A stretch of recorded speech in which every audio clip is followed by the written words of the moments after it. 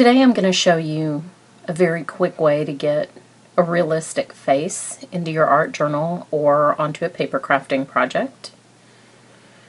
I'm just using an ad that I ripped out of Smithsonian Magazine on top of my Artograph LightPad, held down with a little bit of painter's tape. And on top I have some Canson mixed media paper. You can use pastel paper as well. Then I'm using Pan Pastels in phthalo green tint and also in ultramarine blue. I'm just going to make this monochromatic just to show you how easy it is. I do recommend that you have a tortie helping you with all your crafting projects. Kind of keeps that unpredictability that an artist needs, and adds the occasional tail into your work area.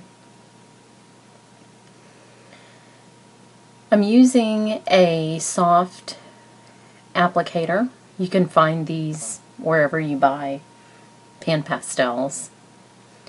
And I'm starting with the phthalo green tint just to add very light, almost all over color. I am leaving some areas white, but I wanted to begin my shading with this lighter blue to use as a guide later on to add the deeper blue shadows and accents.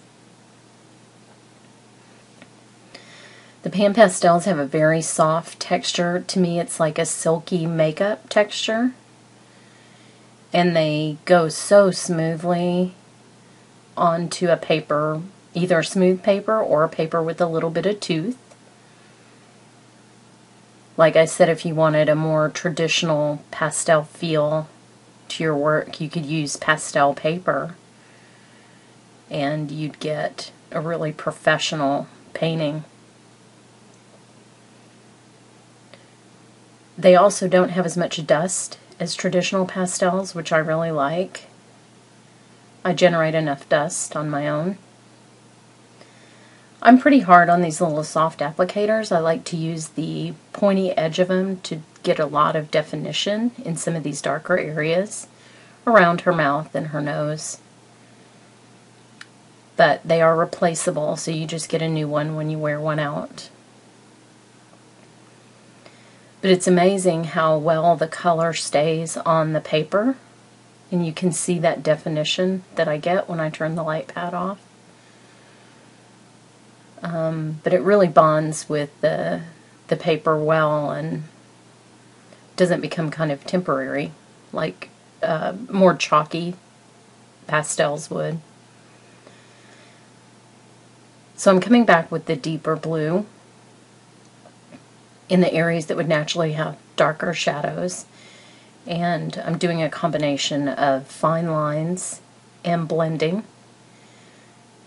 And then I just clean, I'm using the same applicator for both colors, so I just wipe it off on a part of the paper that I'm not using. A paper towel also works very well. But then I come back just with the applicator to do a little bit of blending, either with the lighter color or with the clean applicator. You can also blend with your finger just like you can traditional pastels. And I do recommend turning the light pad off every now and then to check your work.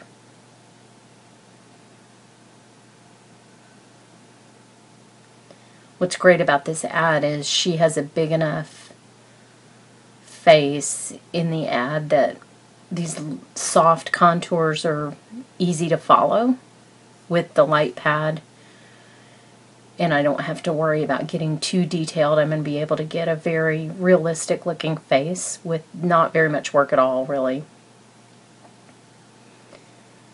And of course it's, would be infinitely more beautiful if you used more realistic looking colors, or even just more colors, not necessarily realistic ones.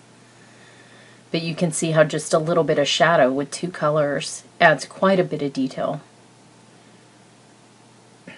For items like hair, hers is a nice combination of kind of a medium shade and almost the tone of her skin. But just to get that definition that we all like with markers, when we're doing hair, I just use the pointy end of the applicator. And there are other tools that you can use for this as well.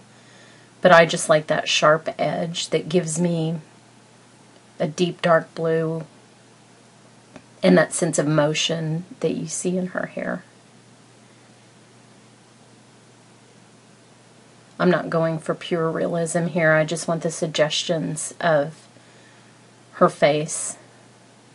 Because if I use this in a journal page, obviously I'm going to be adding a lot of other page elements. So I just want that sweeping motion that her hair has. And I can convey that easily with just some little dark lines. Now I will admit that with the light on, she has a little bit of a zombie feel with my blue on top of her normal colored skin. But when you turn the light off, she's much prettier.